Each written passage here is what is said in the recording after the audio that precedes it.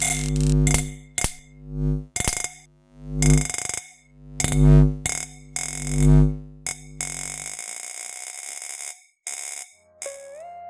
kali ini itu temanya apa yang bisa aku lakukan untuk gereja selama pandemi. Bahwa kita tidak boleh mengkotak-kotakan yang namanya pelayanan. Ada Zoom meeting gitu, setengah 5 sore. Nah, siapa tahu ada teman-teman yang kelupaan atau misalnya males, nah itu bisa tuh diingatkan. Kita menyadari yang cepat gitu. Video Q&A episode 3 ini akan dibagi jadi part 1 dan part 2. Oke. Untuk episode selanjutnya di minggu depan ya. Hai Teens, Shalom Vivi. Welcome back to this channel bersama Kalivia dan Om Billy. Kok Om Billy sih ya? Kak Billy aja lah biar kayak muda Billy, gitu ya. enggak. Masalah kamu panggil Iya. aku Om sih. Kan selama episode ini udah Kak doang tadi udah. Biasanya kalau di luar tuh membiasakan. manggil aku Om. Karena kenal dari dulu. Oh ya. Gimana, Vi? Welcome back to the channel di Ya. Q&A. Berikutnya Vi. Selanjutnya, kan pelayanan tidak hanya dapat dilakukan di gereja, betul ya kan? Lalu mengapa selalu didorong ikut pelayanan di gereja? Waduh, kenapa ya kok selalu didorong-dorong ya? Didorong-dorong, ayo dong, Joy, pelayanan piano dong di gereja, gitu kan Joy? Terus kayak, Boma, ayo Boma main biolanya, ya. Kok nyenggol-nyenggol nih ya? Kenapa sih harus didorong-dorong? Kenapa nih? ditarik-tarik? Kenapa nih? Nah, Kenapa sebenarnya nih Kak jadi, Billy? ya memang ini menjadi persoalan buat kita semua sih sebenarnya, bahwa bukan saja di anak remaja sebenarnya harus didorong-dorong, diarahkan untuk melayani, tapi dalam konteks gereja juga sama.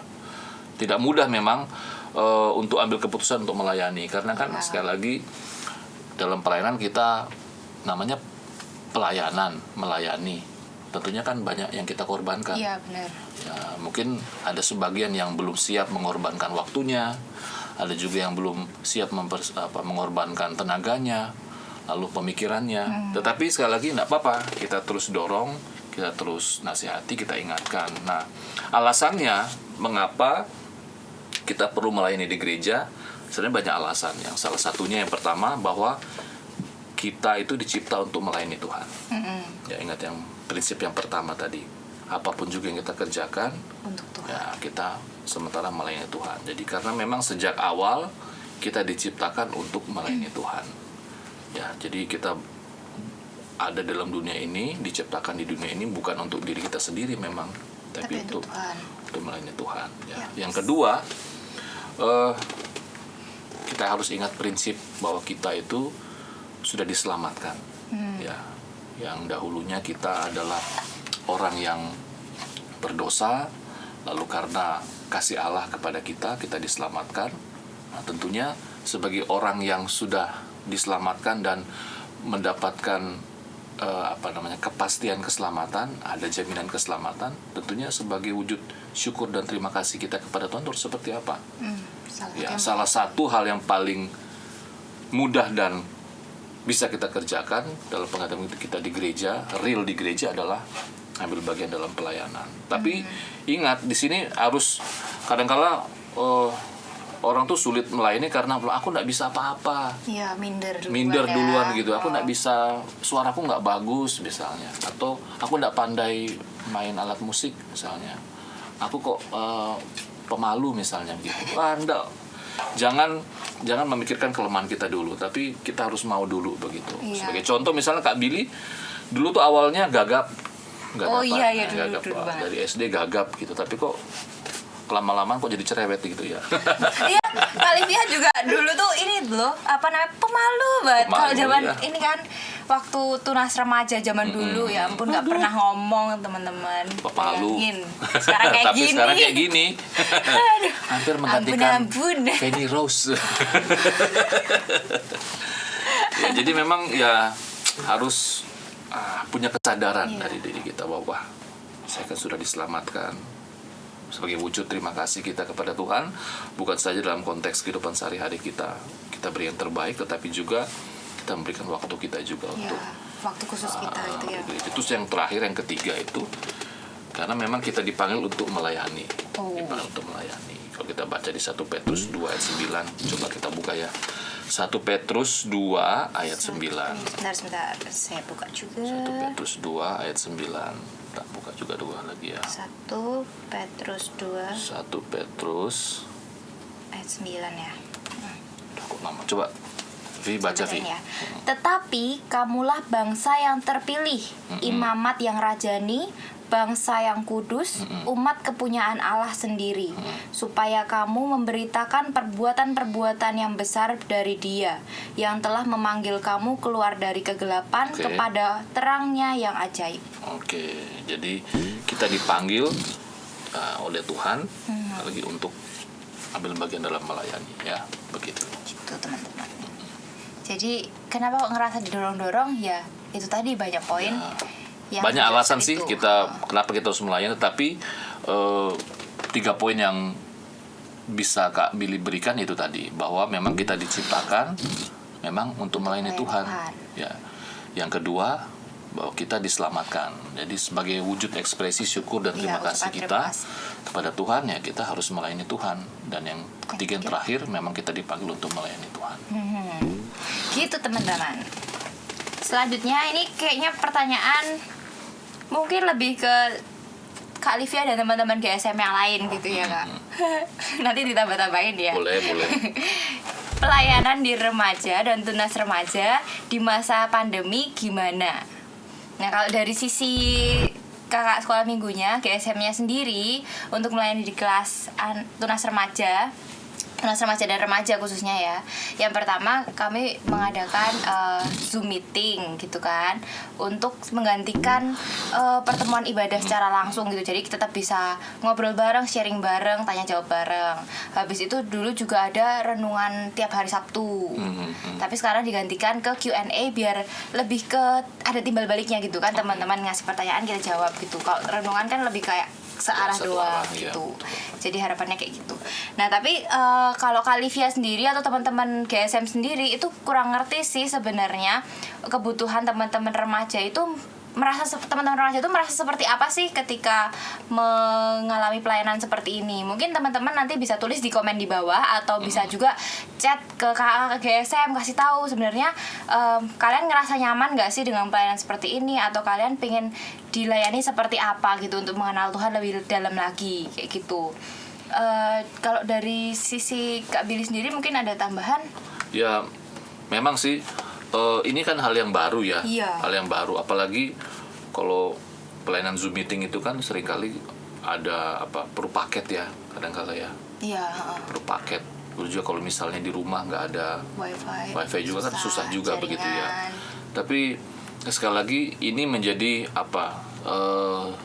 salah satu cara upaya dari kakak-kakak remaja untuk tetap menjaga agar iman adik-adik tetap terjaga begitu. Karena memang ya sekali lagi tidak mudah pelayanan ini, tapi ini adalah upaya, adalah cara yang mungkin bisa dikatakan maksimal ya Kak Fia. Diusahakan semaksimal mungkin untuk menolong adik-adik. Jadi ya kalau misalnya masih banyak kekurangan, mohon maaf. Mohon maaf. Tapi inilah usaha yang dapat dilakukan oleh kakak-kakak remaja. Jadi ya mari kita sama-sama saling mendoakan, mendukung pelayanan ini begitu ya.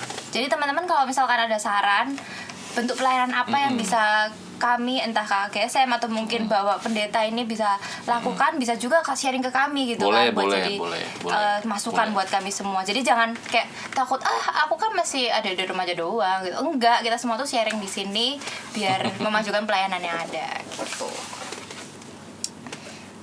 Pertanyaan ke-6. Ini kayaknya curhat ini. Curhat ini. Kita remaja tuh pingin nih pelayanan. Yang benar. Oh iya. Siapa yang ini? Kaget. Tapi belum belum aja udah disepelein karena masih kecil. Siapa itu yang nyepelin? Siapa? Gimana sih? Siapa ngomong orangnya ngomong. Ngomong ke Kak Billy. Ngomong ke saya, ngomong. Aduh. Waduh, ini kok Aduh. sedih ya dengarnya ya. Iya. Siapa Jadi- coba yang nyempelein adik-adikku Siapa ya, Via? ini? Kok aku jadi sedih? Waduh, adik-adik, waduh. Sekali lagi begini ya. Kalau ada pertanyaan seperti ini, kok rasanya sedih ya kok. Iya. Ada adik-adik yang Merasa merasa disepelein, padahal punya kerinduan untuk melayani. Tapi sekali lagi begini, mungkin sebenarnya kakak-kakak pembina itu baik mungkin kakak-kakak remaja atau kakak-kakak pemuda tidak ada niat hati untuk Iya. menyepelekan begitu, nggak ada, semuanya baik-baik kok ya. Ya betul lah Kak. bener dong. Bener ya, Tapi tulus ya. iya dong. Tulus. Mungkin ini kali bisa jadi kan kita di gereja ini kan bener-bener apa ya, multikultural. Iya, Gila. Jadi mungkin betul, budayanya ada yang budayanya beda, jadi beda-beda. mungkin salah tangkep gitu kalau ngomong gitu. Jadi ya kita saling mengoreksi satu dengan Ya yang lain memang aja. kakak-kakak senior, kakak-kakak sekolah minggu, kakak remaja, kakak-kakak pemuda juga mengawali pelayanan dari belajar, Iya, dari hal yang paling sederhana, dimarah-marahin. Ingat ada kakak yang inisialnya KJ, ingat? Iya, Ya, KJ. KJ. Buat KJ di sana. Buat KJ di sana terima yang kasih bimbingannya saat itu. Kami sangat diberkati atas bentakan-bentakannya, atas marah-marahannya. Tapi sebenarnya nggak tahu kenapa ya, KJ ini tuh baik banget sama aku sebenarnya. Oh, sama kamu ya? Berarti sama kita nggak baik ya? Berarti? Nggak tahu, kan banyak banget yang cerita, aduh KJ ini galak gini, tapi sama aku sih baik. Ya, pokoknya sebenarnya kakak-kakak itu baik semuanya, nggak ada niat hati untuk Iya. menyepelekan. Tapi mungkin cara penyampaiannya mungkin ya. Nah, tapi sekali lagi percayalah tidak ada seorang pun dari kakak-kakak pembina baik di remaja maupun di pemuda menyepelekan. Iya. Jadi kita semua mengawali semua dari Proses proses belajar. Bahkan sampai hari ini pun Kak Billy pun masih belajar. Iya. Belajar Alfia dari juga, Pak Artoyo, semua. belajar dari Pak Bako, bahkan dari hamba-hamba Tuhan yang lain juga begitu. Tapi ya ingat nih, ada satu ayat yang mungkin bisa menjadi motivasi buat adik-adik kita. Apa Kalau tuh, Kak? kita buka sama-sama ya. Ya. Kita buka sama-sama nanti baca bareng ya. Oke. Di 1 Timotius 1 Timotius Tuh Timotius pasal 4 ayat 12. 12. 1 Timotius pasal 4 ayat 12. Kita baca sama-sama yuk Kak Vivi. Oke. 1, 2, 3. Jangan seorang pun menganggap engkau rendah karena engkau muda. Jadilah teladan bagi orang-orang percaya dalam perkataanmu, dalam tingkah lakumu, dalam kasihmu, dalam kesetiaanmu, dan dalam kesucianmu. Perhatikan bagian awal dari ayat ini. Jangan seorang pun menganggap engkau rendah karena engkau Muda harus bangga malahan. Iya, jangan seorang pun menganggap engkau rendah karena engkau muda. Jadi ini ayat firman Tuhan ini menjadi motivasi bahwa sekecil apapun kita atau semuda apapun kita, ya memang seringkali kalau kita lihat kakak senior yang sudah jago gitu kayaknya minder gitu Iya. ya. Nah, tapi tenang aja, dulu kakak itu juga sama cupunya seperti kalian, sama lugunya seperti kalian, nggak tahu apa-apa. Tapi karena dia membuktikan, belajar terus, berlatih terus, akhirnya ya dia bisa expert seperti saat ini begitu. Adik-adik juga sama, mungkin di rumah biasa nyanyi gitu ya, wah mama papa bilang wah suaramu bagus keren. banget kayak artis, bagus, ayo dong pelayanan. Tapi pas mau masuk pelayanan, daftar pelayanan gitu kok wah Kok lihat yang lain ada lebih kakak kayak bagus-bagus. kok suaranya lebih bagus dari saya ya. Oh enggak, tenang aja, itu proses waktu.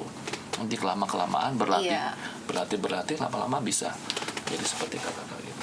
Oh ya nih, kan yang nonton ini nggak cuma teman-teman remaja aja, Betul, tapi betul. bisa juga bapak ibu orang tua, Ya. habis itu kakak GSM, terus pemuda-pemudi segala macam, semua bisa nonton video ini. Jadi mungkin buat teman-teman atau bapak ibu atau teman-teman pemuda yang mungkin usianya di atas teman-teman remaja dan mungkin pernah ngobrol sama teman-teman remaja gitu, mungkin lebih hati-hati gitu dalam memilih kata gitu kali ya Om ya. Jadi biar kita sama-sama teman-teman remaja juga nggak gampang tersinggung, teman-teman muda atau yang lebih dewasa juga bisa lebih mengayomi buat adik-adiknya gitu. Ya. Jadi sama-sama membangun, saling meningkatkan kualitas pelayanan yang ada di gereja ini. Ya, karena memang mencari regenerasi untuk pelayan itu susah, Iya. sulit sekali. Jadi mumpung ada sumber dayanya, ya meskipun baru mau belajar, Mari kita ayo, dorong. kita dorong, kita Kita dukung, semangatin. kita semangati ya. Ya, sip. Wah, kayaknya seru banget nih bahasan hari ini ya. Aduh, mana teksnya hilang guys, bentar ya. Mau tak itu bacain? Nah. Nggak usah. Kan ini job saya. Oke. Ini udah pertanyaan terakhir, masa mau disikat juga gitu kan. Ini pertanyaan terakhir sekaligus penutup. Ini tuh pertanyaannya sama persis sama tema kita hari ini, yaitu apa yang bisa aku lakukan untuk gereja di masa pandemi. Jadi ini keseluruhannya gitu Kak, gimana Apa nih? yang bisa aku lakukan untuk gereja gereja. di masa pandemi? Ya, prinsipnya sekali lagi, apapun situasi kondisi yang kita atau gereja alami, tidak akan membuat pelayanan itu berhenti. Ya, itu prinsip pertama. Mau situasi apapun ya yang kita hadapi, bahkan pandemi seperti ini, ya, tidak akan membuat pelayanan itu berhenti. Ya, untuk pelayanan ke dalam, misalnya ke internal, misalnya, ya gereja seperti yang kita sudah lihat sekarang bahwa ada pelayanan multimedia, ada live streaming, dan juga ada pelayanan diakonia dalam konteks gereja, bukan saya live streaming. Ada juga diakonia, artinya kita menolong beberapa keluarga yang terdampak. Itu kan juga salah satu cara kita untuk melayani jemaat. Lalu juga dalam konteks untuk pelayanan keluar eksternal, gereja kita juga membantu gereja-gereja di wilayah Jawa Bali, GKN Jawa Bali terutama, dalam bentuk dana juga begitu ya, support dana, supaya mereka juga kalau ada gembala-gembala yang mengalami kesulitan, kita bisa bantu. Bahkan di masyarakat sekitar pun kita juga menolong. Iya. Ya, jadi apa yang bisa kita lakukan, apapun bisa kita kerjakan begitu. Tinggal mungkin teman-teman kalau misalkan bingung, kira-kira aku bisa ngelakuin apa ya? Bisa langsung chat ke kakak GSM atau ke para pendeta. Boleh. Aku bisanya gini. Bisa nggak sih dilakuin di gereja atau gimana gitu untuk membantu gereja kayak gitu. Jadi Tapi sekali lagi, spesifik juga. yang paling sederhana itu tadi yang kita sudah singgung di atas. Ya, bisa mendoakan sesama teman, bisa mendoakan pelayanan di gereja, bisa juga memberikan ayat-ayat motivasi, ayat-ayat firman Tuhan, bisa memberikan kata-kata motivasi buat teman-teman. Ya banyak hal deh Iya. yang bisa Benar, bisa dikerjakan. dilakukan. Betul. Iya. Oke. Wah, udah di akhir nih Kak kita ya. Terus untuk teman-teman remaja sendiri Kak Billy ada kayak pesan-kesan khusus gitu gak? Kok kesan sih? Pesan khusus gitu. Apa ya pesannya Apa ya? Adik-adik remaja, sekali lagi bahwa dalam konteks kehidupan anak-anak remaja memang tantangannya, apalagi zaman sekarang ini, zaman informasi seperti ini, tantangannya berat. Ya, ada pengaruh-pengaruh negatif ya yang mungkin bisa merusak masa remaja kita. Ya, itu hati-hati. Kita sudah banyak melihat contoh ya di televisi bagaimana anak-anak remaja, pergaulan anak remaja itu salah bergaul, ya akhirnya merusak masa depannya. Tentunya kita kan nggak mau ya. Iya dong. Masa depan yang sebenarnya Tuhan sudah siapkan, masa depan yang terbaik, masa depan yang cerah, bukan kegagalan, tetapi karena kita salah bergaul, karena kita salah hati-hati. Karena kita tidak hati-hati dalam bermedia sosial. Wah, bisa. Jadi pesan Kak Billy itu tadi, bahwa kita harus waspada, harus hati-hati. Waspada. Tapi dalam konteks pelayanan, ya, dimanapun kita bisa melayani Tuhan. Jadi jangan kecil hati kok kayak nggak Betul. pernah pelayanan. Sebenarnya kalian bisa melayani Bisa. dalam bentuk apapun. Ya meskipun ada pelayanan, kadang-kadang seringkali orang tuh bilang, aku kalau pelayanan tuh rasanya kurang mantap kalau nggak dilihat orang. Nah itu salah, itu sebenarnya salah. Jadi apapun pelayanan kita, sesederhana apapun pelayanan kita, tetap sama-sama melayani. Yang penting benar-benar fokusnya Iya, betul. ke Tuhan ya. Betul. Gitu teman-teman. Nah kita kan udah di akhir nih Om. Jadi kita closing aja kalau gitu ya Om. Biar Boleh. daripada kepanjangan teman-teman remaja juga udah pada bosen nanti takutnya Iya, padahal kan. lagi ntar lagi nih sibuk nih. Oh Udah ya ada yang ampun. mengantri. Pendeta kita. Terima kasih sekali Iya, Om sama-sama. sudah datang di sini di sebelah saya untuk melayani teman-teman remaja. Nah, kan di awal episode udah ada doanya tadi kan, Kak Billy. Jadi di akhir episode 3 ini tentang pelayanan ini kita juga mau tutup dalam doa pastinya.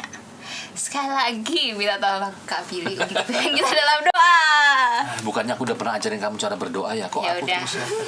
Ya udah, Gak bercanda ya, kita berdoa ya. Mari kita berdoa adik-adik. Sebelum mengakhiri acara ini kita berdoa. Tuhan Yesus, kami bersyukur dan berterima kasih kepadamu untuk penyertaan-Mu di sepanjang program ini.